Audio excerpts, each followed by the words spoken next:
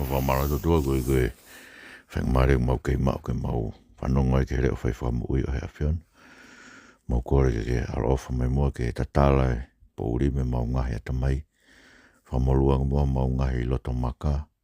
Pea riring mai mua lau mari e maanu ni ke hiko e ngahi kovi ko tō pe mo ngau haa. Wai loto kovi me mau mo ui. Ka lawa ke mau tarianga vai ho wholwhola. Ai kune mawhai ke whamui o mau lau mari e. Yesu Christ ko alko mau whamui.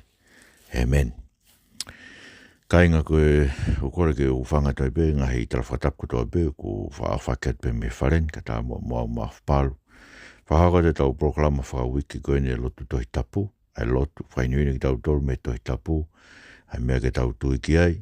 Moe mea ke tau mo ui aki. Koe hala ia ko tofa ke tau whanonga ai me taimiki i tāni tina. Pea ko te tai reiki mo tolu ko tau beho ik me kainga tau whawhilonga ki tau proklama. Mo e whatawange o toka maari e tau ko tau beho mo ui mo mea meai. Pea neonga e bepo ka haenga i tō kunga mo ui ko tuku heo toa ke tau fōwai. Ke tau manatu i mau ai pe hui kai lawa e hamea. Ke whamawai ke tau tolu mo e ofa a karaisi.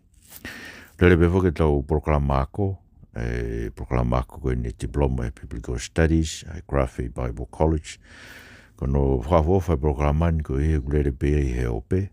Pea pau ke fie whakarolot pe koe ho tui, koe te ke fie kau he proklama, o ke fie kau pempe o whanongo. Hata awito pe koe wiki hono tolu eni, ma olat ki ai. Weekend e mausio ke tokanga ke tohi a ulak korinto, mo ua korinto. Ai uhinga na whatuai ai o ngā tohi ko ia, ko i ke mahinu ke te tau tolu. Noho pe fōke proklama ko e ni e tohi tapu, whainu inu me ki tau tolu ke ngai mea ke tau tui ke mo tau mouia ke tohi tapu, whaingata e ko ngani. Ko hike tau tangata mo e si me tohi tapu, pa ko ia tō ai whamamafa e proklama ko e ni. E tohi tapu koe ko whawhet mo tolu, mo whamea mai proklama ni, pau ke whaam ke kau mai pio whanongo e tau proklama ko, rere he taimi hiva koe atongani. Taimi valu anu sila viaf monite, taimi ono koe asene viaf monite. Fiutak mai pege te au, e e-maili koe maaafau.paalau@gmail.com koe ke watu e Zoom link. Ke huma e o whanong e tau proklama ako. Tau whanonga mai whaken i he tohe a ngāwe, koe koe tau wham ke whainuini ki tau tol me tohe tapu, ke anga whai o ngāwe ai siasi o e otua. Pero tau mai a honi ke a ngāwe wahe fitu, fo i wahe kakato ku vesi o no noa, o whaam ke tō mea i e whakakaukau e nima ke ne whainuino ki tau tōru. Ai au pehen, koe urua ki u pehen. Whakawak mai he o tua ma tau tōru no siasi ha whanua. Whanua e na ni tala o whake a Abraham e mono hako. Ko ha whanua, tene veteange ki tau tōru, me he nof pōpula ki hang hala, nof pōpula ki he mate me au ha. O ne awe ki tau tolu ki ai, ke whaia e tau lotu ki a teia. Vesi ura ki ia ki valu, o ngai vai fitu. Ai au, whakawa koe whanua ne whakawa ki Abraham e, ko whanua pei mamani, koe utanoa koe ke whanua ne whakawa ke te tau tolu e ka kai hono siasi, ai ka kai ko ne hau whaki tau tolu e ta ata e ko si Jesu Christ ipa, ko ne ngai ki tau tolu e ako toa pe, ke tau ai ke mate tau ngahi anghara. Ko ki tau tolu e ka kai, o kune awe ke whanua koe ni koha whanua rerei kune teu, ramai he pelu vai wha, koe mālolo ang whakasapat, mā tau tolu tui ke kospiri, koe ne awe ki tau tolu ke tene veteange ki tau tolu, veteange me anghala, veteange me auha, veteange me mate, pa tene awe ki tau tolu ki ai, ki tau nofo ai o whai e tau lotu tai teki, e whanua koe, whanua e tau whai fie ai, e tau huu ki tau otua, e tau whemata ki ton mo tau otua, o rea ke ai a whakahawa hei uoua, pua ves tolu me wha. Kaike, tuke ura te ves ura ki, ke ves valu aia koe tala noa hen. Ngā oi vai fitu, pia mea mai ai taura e ki lahi. O mo ni ngai ngai meani, pia pehe e a ka inga matana pūre mo hou eiki. Mo mea mai, koe o tua haa i he skaina, na ne whakahaia ke tau kui ko Abrahamelo o tonga ni nofo i Mesopotamia, pia te eki ke ne nofo i Kālana. Pene whorofora ke te ia hiki meha whanua, pe meha kāinga, pe hau ke whanua te utoku whakahātu. Toki alua tuia meha whanua e ka kai karitia o ne nofo i Kālana, pe a hiria pe kia e ne eiki, na hikia mea e otua ke whanua ko e ni, aia ko hiki ki ai, e ki mau tolu whoki o mau nofo ki ai ni.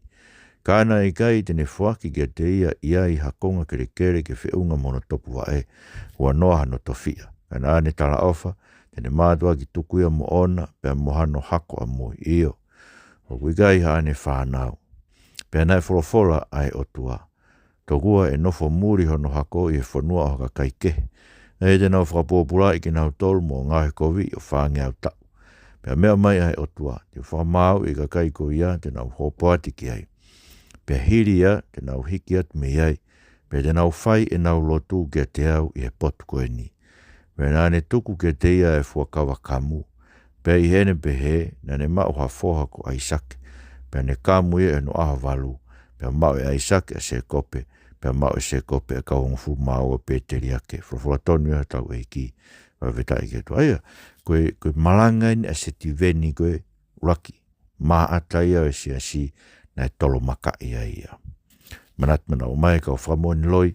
Pia koe kamatain ene malanga. Uneanga whakaha ai tefto I mea koe ni. Na palomesi e otua ke Abraham ha fonua.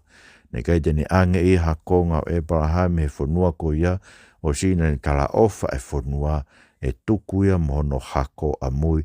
Neonga ne kai ke ha whanau ia Abraham. Kai ke tuk whakahako Abraham ia Aisake o lau ai koe hako tala ofa ia, koe hako palomesi ia, koe hako whakamunu ia ia. Kana tala he otua ke Abraham e whakapōpura I ki nau tolu. Ka tene whakamau I ka kai te nau hopo ate ai, he whange au tau o nau ngahe kovi, I he nau nofo hopo ate, pia hiria te nau hiki atu me ai, pia omi ki nau tō ke whanua koe ni, whanua ko palomesa ke otua ke Abraham koe wheitu uia e whai ai e nau lotu ki a te ia.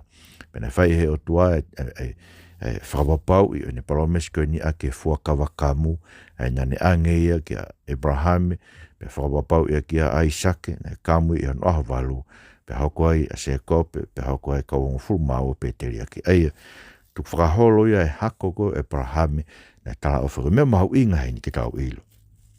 E whakapōpura e kakai ai otua.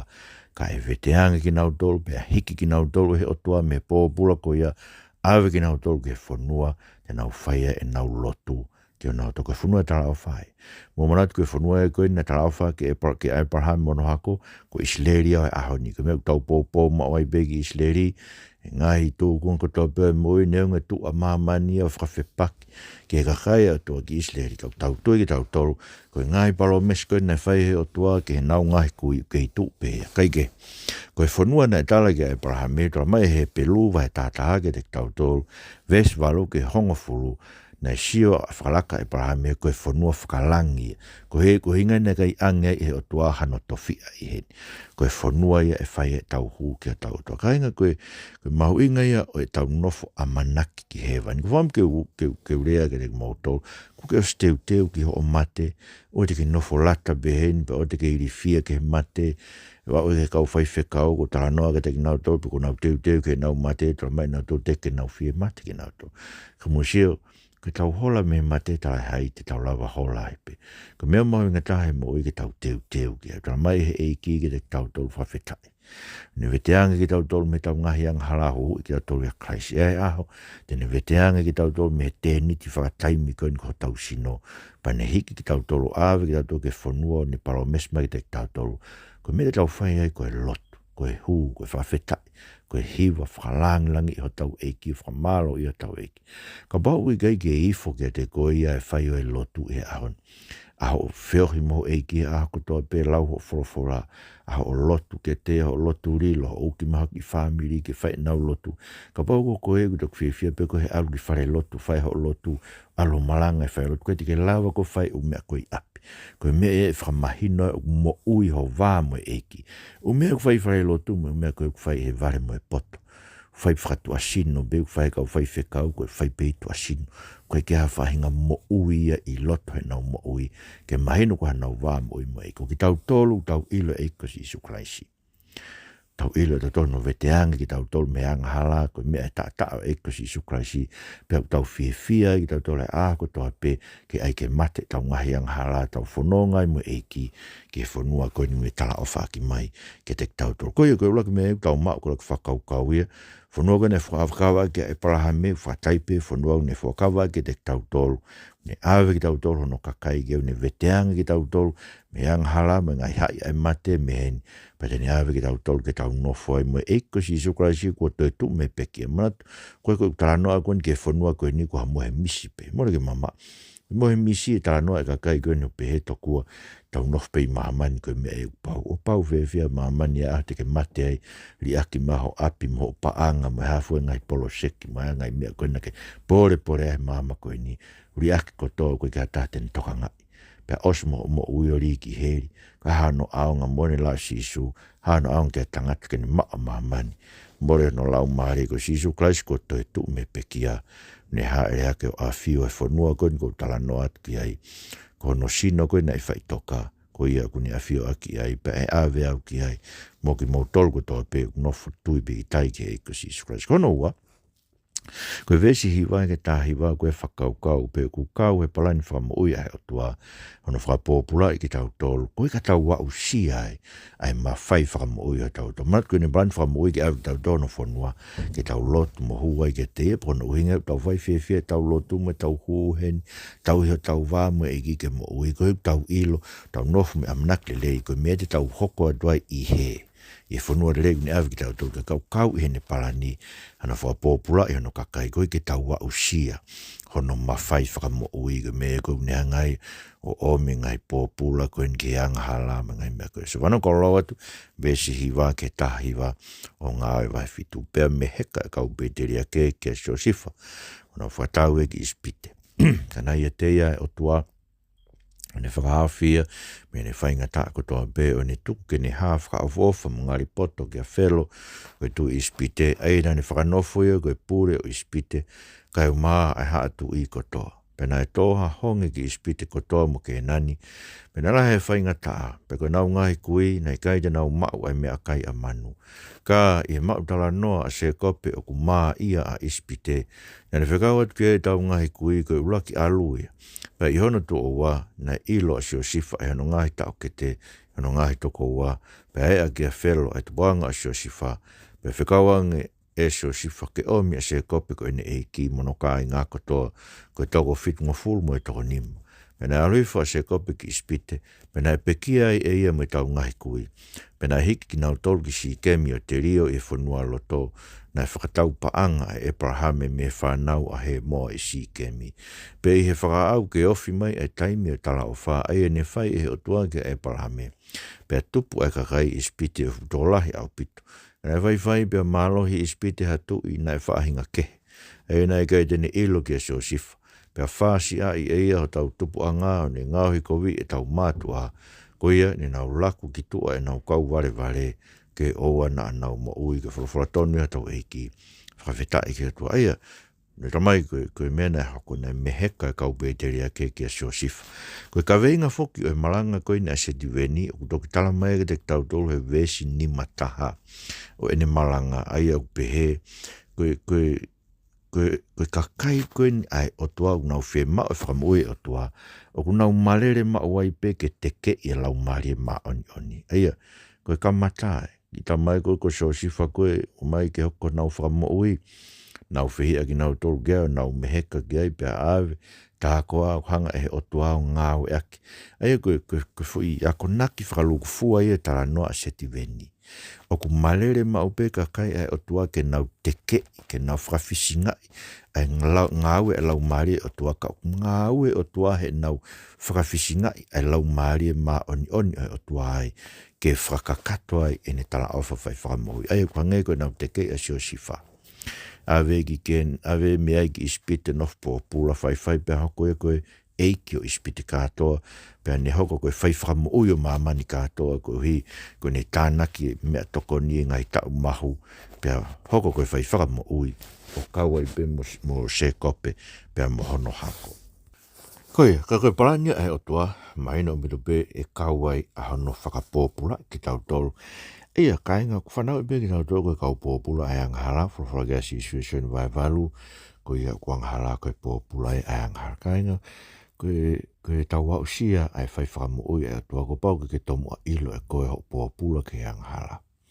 kai riu koe e o tua, ka ke kumi ke whiwhai whamu o tua ka ke kore ki ai. Kene haere mai mua veteange koe me ho pōpula ke anghala. He ulawa he o tua kene veteange koe me ho pōpula ke anghala. O ne atu ke te koe muau haiwi whalau maari e me no lau maari e maa oni. Koe uhi ke tau nofo e ako toa pe o ai ke mate e tau ngahi anghala. Pa tau lawa hui tangata motua me ngahi anghala tau mo ua ngofua ki ai. Ka tau rere i whakapuepue. Mea bango e ahonia, watu he sia ka koe o lakanga malanga tike ilo e kasi Isu Christ koutonga ke tu o malanga aki. Koe pare malahi whokia koe whakaukau sia koe nau mea toko koe laku be ka kai ke lakanga malanga toko ko nau whakamo uia. Hoi ka kai au mate, kai ngatu be mate kau malanga, kai mate mo sia he koe ke ilo e toko taha e koe kune maa lakanga malanga. Koe kene ilo ia si Isu Christ kou ne tu ke malanga. Te kene au sia e ia, te kene ilo e koe anga hala ia, kene kore ke eki ke whakatau taina veteange ia, pe ringi mai mo no lau maare maanyo ni ke whakamo oni ke no lau maare maanyo. Ai lau maare maanyo ki hono lau maare ko ave ni ngahi anga hala. Tau whaam ke pehe, ka poko koe aruko whakafoke o malanga mo e mau taimi. Ka ke nofo ke ulaki ilo a si Isu Christ mo no i whai whakamo ui, ulaki ilo ho anga hala ko hei ke hanga ki ai, ke whai ha whakamo ui, paka ke tike malanga ko, whai hewhe koe ke ui ki tau tau ka tangata malanga. Ui ki tau tau ke tau maa oni e ko si Isu Christ. Sio ka hano aonga ho alo malanga, alu whai whekau alu ki sia tau tai, koe tike ilo e ka si Isu Christ koe, ai uton ke maua e mo ui ta ngata. Koe aoni, no e mo ui, no taimi, hanga koe ke eiki, koe ui ke ne hanga whakaino ino koe ke ho pōpula ke hanga hala, ka ne hanga veteange koe a kono i whai whakamu ui. Koe palania koe ne whai. E ofi koe ke whai e taimi e tala o whātara mai, ne whakapōpula i ke nau tolu. Koe ka nau ngā usia i whai whakamu ui o tau o tau. Bako mea no tolu e kou tau ilo, me tala noa koe ni a ngai vai fitu, maranga koe ne setu veni, marat koe ne kawenga whakaluk fua ia, o kumarere mau pe ka kai, ain koe ka kai lotu. Marere mau pe ki tau toke tau whakafisinga e lau marere maa nyo ni mo ne ngai whai whakamo ui.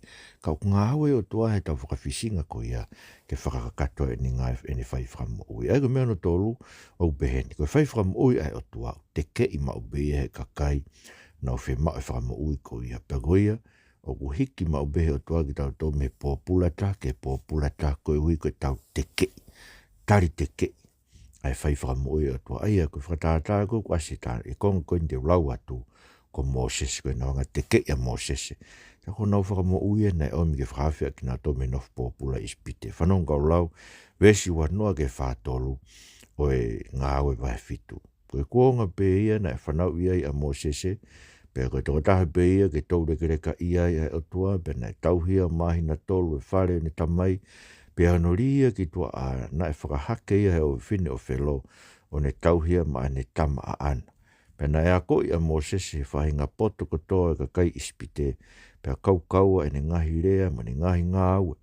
Pe ne au ki hono whanga fultau pe a ake i hono loto ke a ahe ki hono kāinga ko ha isleri. Pe ne sio ki a toko taha o ngahi kovi na ne lango maki ia o ne whaiha sāu ni mai whakamalo ia o ne tā e tangata ispite. Me nā ne mahalo e ilo rewa e hono kāinga o ku nima akia he o tua ke o mihana o whakamoi kana i kai te nau ilo. Koe aha whokia na wheholoi, nā ne whakahāia ke hanau toko ua na e ke. Me nā ne whenga ke whakarere i ki naua he ene pehe o kumo kāinga. Ka koe haa o kumo whekai naki ai. Ka koe tangata na e tupoi e kovi, nā ne teke a Moses o ne pehe. Ko haina e whakanofo koe ko maupure mo whakamau. Nā a koho loto ke whakapōngia o hange ko whakapōngia ispite a nea whi o. Pe hola a Moses i herea ko ia. Pe au nofo ia ke whanua ko miti ani. O ne maua i haungo foha e toko ua. Pe a osi ai he tau e whaango fulu. Pe toki hage dei he toa wha i mo unga o sai nei. Ha a ngelo ku ni a fio i ha awhina e ulo i ha wao talatala a moa. Pe e sio ki ai a Moses e na neofo i he mea na e haa. Pe ni ununuat ke whakasio ki ai ilo a nge koe reo e ki o gune pehe mai. Ko au koe o tua ho ngahi kui, koe o tua ho Abrahame mo Aisake mo se kope, pe a mo te tea a Moses o ni mana wahe ke whakasio. Pe a wholofola e ki ke te ia toho su me o wae koe potu ke tu wai koe kere tapu. Ko mātua ki mamata ke ngahi kovi e hokakai e ku ispite. Pe ko ongo mai e nau toe. Pe ko alui fueni ke whahaf ki nau tolu. Pe ko eni haua o whai e ku whekau ki ispite. Ai Mosese koea na nau whakawhi ngai he nau behe. Ko haina e whakanofo koe ko maupure ma whakamau. Ko enia e tangata ne whekau atu he otua mo nau pure mo he hui. O ne whakawhai e ne whekau i a ngelo na e hāke te ia tātala a moa. Ko enia na ne taki te toa agi nau tolu.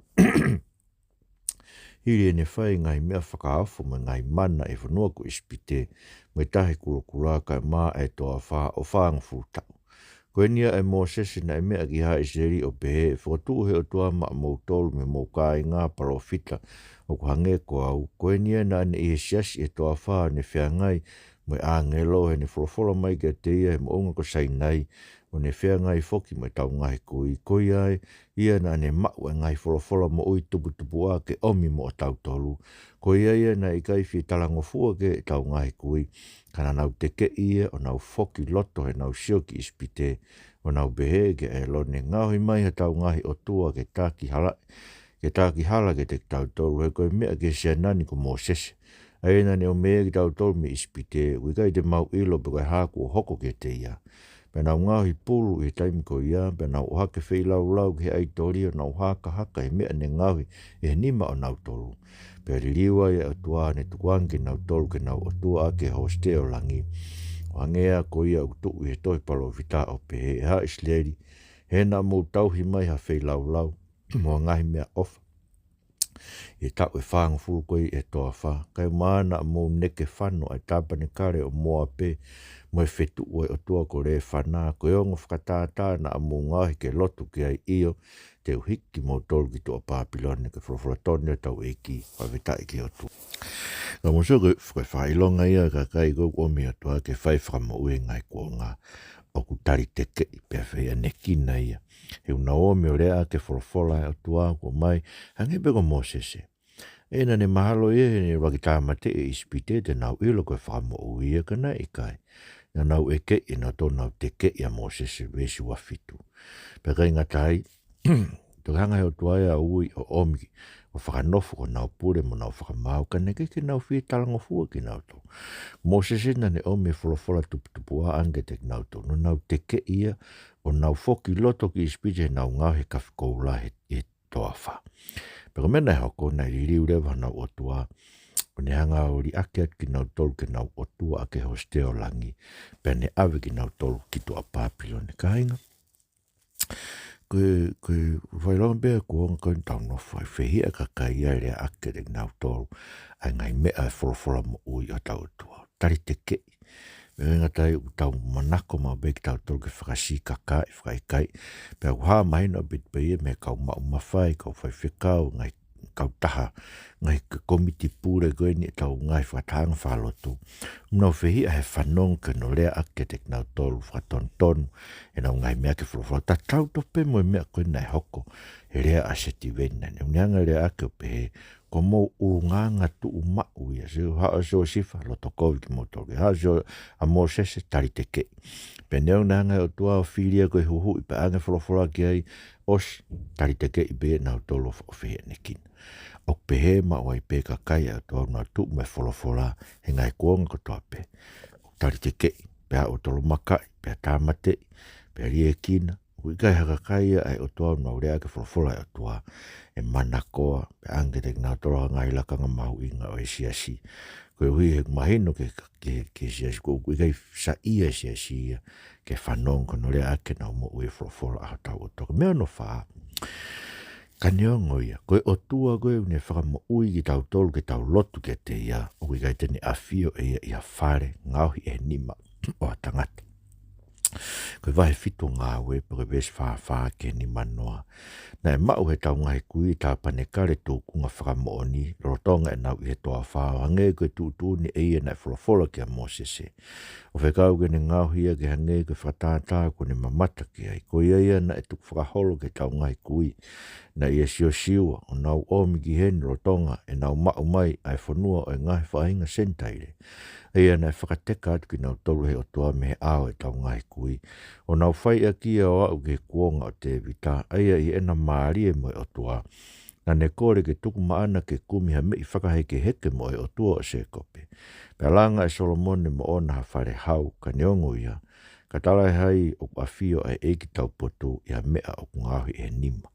Wagai ke rea ai profita, forofora mai ai eiki, koe langi ko talo nipe, pea ko mamani ko tunga vaepe, koe ha ai anga ai whare te maulanga mai, pea koe whē ai potu te uta utu ai. Igai nei ngahi e hoku ni mā ai ngahi mea ko ia kotoa, forofora toni a tau eiki, whawhetai ia tau. Manat koe parania e o tua ki hono kakai ke veteange, pea ni hanga whakamo ui o awe ki nau tolu ki hono whonua ne tala ofa ke e palahamo no hako ke whaia e nau lotu ke nau oto. Baku nau wa umai ke whonua koe e bako e winga set venio ne pehe. Koe lotu e na winga o tau koe ke whaia i a whare langa ke nima o ha tangata. Nau pore whoki nau tolu e kuonga koe ni o set veni me ka apostolo e fu tempare koe na e langa e koe e tau ene whangu fu maono hono whakarerei talu me kuonga he lo talahi. Aia koe uhinga ki ai rea koe a seti veni. Pese di veni, koe ke a fio o tuaia. Whare ko ngahi e nima atanga. Mea bango e honi, tau sio ki he, ngahi koe ne kau e siriana, koe langa whare pe. Langa e whare lotu, langa e whare whai whekau. Whakau ma bena e haa e mai, kau whai whekau koe ni. He tu e ngai funges whare ua ka kai ke māmonga me pahai me ngai tui koe. Ko nau si kawahia pe he whefua ngai kawenga me kai whawhanga hana lau maari e. Pea mono whakatetenga e nau paanga e koe me beo tau sio ge koe te whitoi ngā aue bea si whai a honi. Koe whakatetenga beo e paanga e ka kai musio. Koe ke a whio tua e whare ulanga e tangata. Whofola e tua e aisea vai ono no pehe. Koe ni tangata ko a whio ai. Ai koe takanga vai, pea loto mawhesi, pea oku tete i he whanongo ke e kurea. Sio koe whare o tua tangata pehe, takanga vai, loto mawhesi, pea tete e whanongo ke e kurea. Koe haoni, whiri be sia ngai rea o tua ke nau tui ki ai. Whiri be nau tui ngai mea koe ngai mea tau ilbe toko ke nau sa ia whanonge. Pehe koe ki ngofua ke malanga kau whewhine, mu whaiwhikau ka kai whewhine, koe nau sa ina toe konga koia. Pehe koe ki ai ufi ula kau whewhine, o mana toru wili taki mai ai ngai whukahoa kula, koe ke tue toi tapu ia mea pehe. Koe ngai mea tai whatoi tapu, wili taki ka kai ahani, koe ui he koe ke nau ilo e nau toru e ngai rea a tau o tua. Koe ke a whio tua whare. Langa ke nima tangata kwa whio tua e tangata me whine koe, takanga vai, loto mawhesi, tete he whanonge kurea. Pako toka o sire, mea whaasi mea ngai vai whitu, malanga koe na seti veni, koe historia i bea ka kai o tua. Me tala noa e whahinga, malere ma upe ke tari te ke, e lau mare ma oni, kai whakatangai, ai lotu tohi tapu, vesi ni matahai ke ono noa, Manong kau laat, whahinga kia ke kewa mo tae kamu mou loto mo te ringa. O mou marere ma o wai bege te ke i lau mare ma o nyoni, nai behe o mou ngahi kui, pia behe fok mo ki mou tolu. Koe wheha taha e kau palo whita nai kai whakatanga i mou ngahi kui iyo. Na nau tāmate ia ki nau tolu na sinak tala haere mai e toko tahanga tonu. Ea ko mou hoko ki muini kono kau lawaki mo no kau whakapong. Koe whahinga na mou mau ai lao i no talafono aki e a ngelo. Kana i kai te mou tauhiki ai. Pea i he nau whanongo ke mea ko ia, na hange ko krisi o whahi waho nau loto, nau utaki kau nifo ke te ia. A ko whonu e lau mare mao ni bene sio whamamau ke langi. Na ne ilo e skaina o tua be mo sisu, ne tu me to matau e o tua bene pehe. O ko sio ni ke ngahi langi ko matangaki. O whanau tama tangatau ne tu me to matau e o tua. Pea nau fukalo o nau tāpuni o nau te ringa. Pea nau oho taha ke te ia o nau kapusi ki tua a kolo o ka mata tolo makai. Pea koe kau tuku a kina nau lakua to nau ngai ko te ke vae o talavou na hingoa ko saula. Pea nau whae tolongi o Steveni o kune tau tapange o behe eiksisu ke maua to kulau maari e. Pea ne turu tui o kalangare o lahi eiki o na lau e ang halani ke tek nau tolo. Pea ne rea behe na ne mohe. Koe wholofolatoni ha tau eiki. Whawhetai beke atua ia. Ko ngai mai fitu ia. Pea koe whakaosia e tānoa Steveni. Mena nau whihi ai he malanga Steveni pa nau tolo maka ia o ne mate. e nane pehe ko historia e kakai kun ai otu ai kakai ho siasi kakai lotu ko e tala noa e whahinga malere ma uai pe ke teke e lau mare ma oni o whakatangai ai lotu tohi tapu kain ko lotu tohi tapu ha kau palofita rea ke wholofola e otua ha o mo sese o me wholofola ai otua ko me e ke whainoni ki tau tolu ki ai ko me e ua tau whai ahoni ulaki tau whafisinga e tau tole wholofola ai otua ulaki e tau osmain be te tau tolu ngai me ke wholofola tau whafisinga ko no wa tau mimia wholofola ai otua ke alo tatau pe ia mo mea kou tau whakaamu ki ai pa hono tolu ia ko mea tolu ko hono tolu tau whiriwhiri pe tau tole wholofola kou tau sa ia ke tau whanongo mo tui ki ai ue ke tau tui tau to ke kotoa o ngai wholofola ko tau pe a tau otua museo ko historia e pe ke tānoa e pe a koe ko me pena whai ke kau palo fita na tāmate ki nau tolu e he kakai koe ni he kakai lotu me peu whai ke Steven me ka apostolo na tāmate ki nau tolu pa kua mai pe ke ahon o kei whakatanga i pe ai loto he tabu kei whehi a pe kakai ke nau whanongo ke rea ki mai wholofola ha tau tau ke palomesa tau tua ke honu kakai tau whi maare ki tau tolu he kune veteangi ki tau tolu pa kune awe ki tau tolu ke whanua kune teu e whai e tau lotu me tau hu me tau whawhetai me tau whalangilangi ho tau otua mahino no fui whai whakamo ui peneongo e whakatanga i ki tau tolu i heni ngā aue e pe otua i ke whakakakato e ne ngai whai whamoi ke te tau tolu ke awe ki tau tolu ke langi ke tau nofu mau mo e tamai mau kore whamore more a whien whamore more whanua whamore more siasi me pure anga tokon mai mo e whakafoki mau tolu ke ho wholofola ai mo ke te mau hoko hange ko kakai kun tā no ke Steveni kakai ku malere ma uai pe ke teke e lau mare maanyo ni ku mau sio ke siasi a honi ku malere pe ia ke teke i lau mare maanyo koe ko kore ke te koe to maf mafi alofa mai mo lau mare maanyo ni kau he tamatu i e tu pou ono me taini kui ni nanas pau me whare tu pou whafoki nau tolu e to maf mafi ki o wholofora pege e pare mia e whanua kau meriku pege ne kapineti me kau take pureanga e ki angaloto a pasia ke nau foki ke te koe kai e whanua e ki mau kore ke pehe mau mo ui e sisu Christ ko mau whamu ui amen whamarolahi e katarina tohi me whareni e whawhainga maari e proklamani whamarato e betau ori ta whawhamiri pong pong mo e whiaf pe koe pong pong mo e whiaf tāna ki mai ki whanau e koe tata e ki pe koe whine e ki pe koe moa lou lau e wholofora lau a maake mo lau e tohi koe aho koho koe os pa mo lotu kore ke tua ke riu tau mo ui wianga hianga hala e mo ui vete rewa ke tua e ahon lau hawahe e whaa i he tohi tapu e ako toa pe kui ke ose tohi tapu ho lau ke ilo e o tua koe ni